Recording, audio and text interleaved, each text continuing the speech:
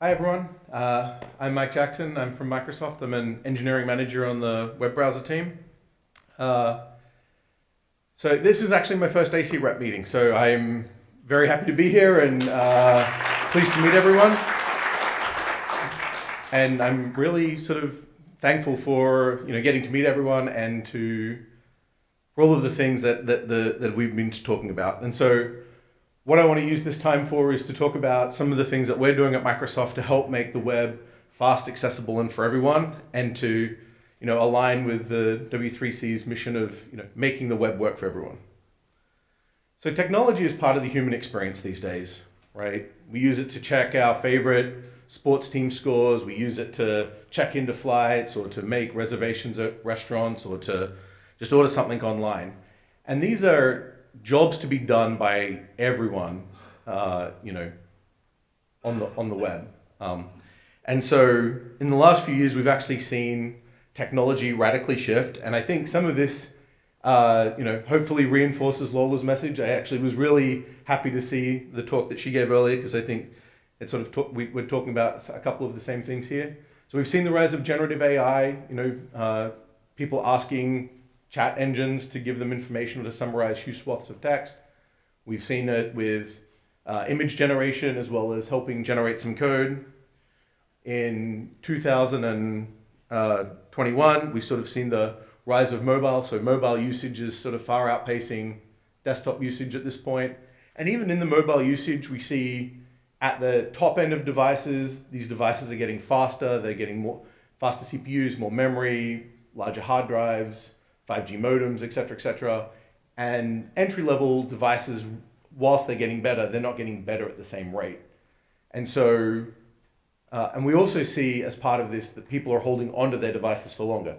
So all of that is a way to say that somebody who's buying an entry-level device today is quite possibly using that device in 2029. And so those become our performance targets for when we build sites and whatnot today.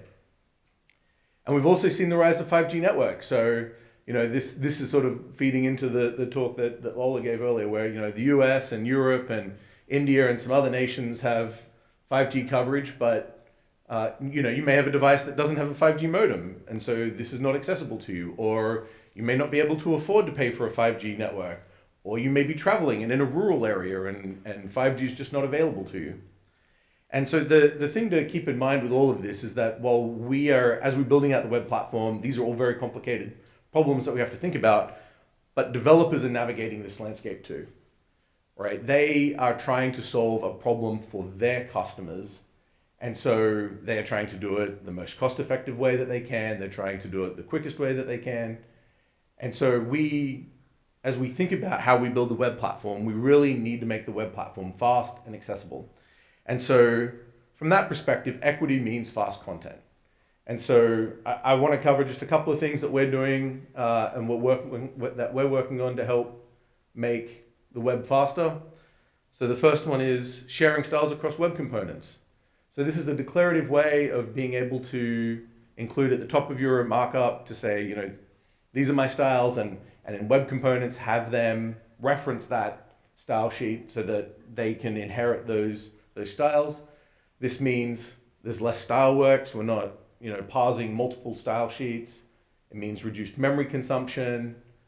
It means you're actually sending less bytes over the wire, and depending upon how things are set up, it may even result in higher compression ratios for things that are being sent over the wire.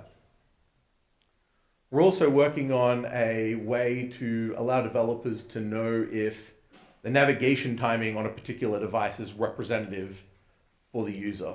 So, if the device is under heavy load or has just been rebooted, there may be things that are happening on the system that are impacting the user experience, but really that the developer can't do too much about. And so we're looking to introduce a confidence field that is differentially private, that is really designed for real user monitoring data. And if you have enough records, you should be able to eliminate the noise, but we really do want to make it so that you can't go back and re-identify a user as a result of this work. And then at the intersection of performance and reliability, we're looking to add JavaScript call stacks to return to the developer to the site when the page becomes unresponsive. This will work on any page and on any embedded content. And so you'll be able to look at things like, am I running a lot of JavaScript? Am I triggering synchronous layout that's causing the page to hang or to be unresponsive? And then as part of this, you may see extensions causing some of this stuff. And so we do redact the extension stack, but you could still identify that an extension run, even though you wouldn't know which extension it was.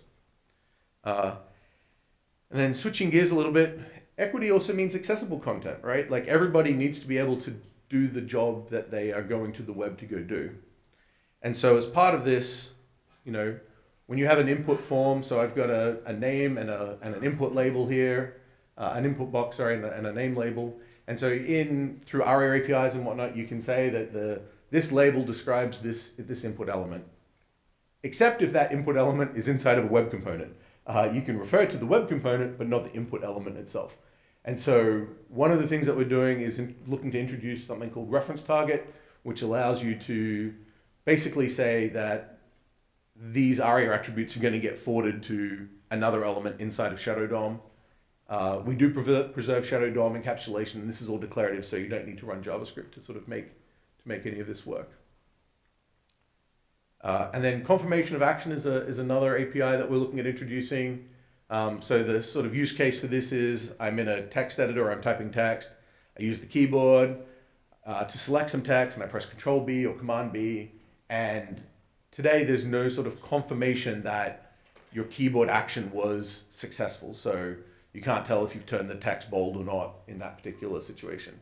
And so ARIA Notify is the name of the API that we're introducing, and that would allow developers to basically say, hey, bold text is on or bold text is off, and integrate with screen readers.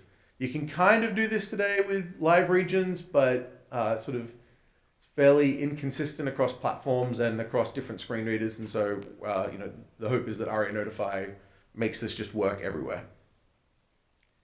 And then the last sort of thing that we're looking at is preventing focus stealing. So, on one side of the screen here, I have a list of notifications that you might have received, and on the other side is the content for the notifications. And if I'm using the arrow keys to go up and down, and the frame steals focus, well, that's a pretty disruptive experience for someone who's using just the keyboard or using assistive technology to navigate around.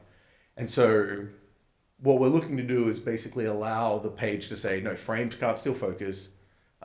It doesn't prevent the user from tabbing to the frame, and it won't prevent the hosting page from giving focus to the frame, but we don't want this focus sort of jumping around arbitrarily. And so all of that to say is when the web works for everyone, we all win. I actually really believe in this. I think this is it's not a zero-sum game. Everyone can benefit from the web. And if you have any thoughts, suggestions, feedback on anything I've presented here, I'd encourage you to find me out. I've included links in the appendix for the slide deck if you're interested in leaving feedback. But thank you.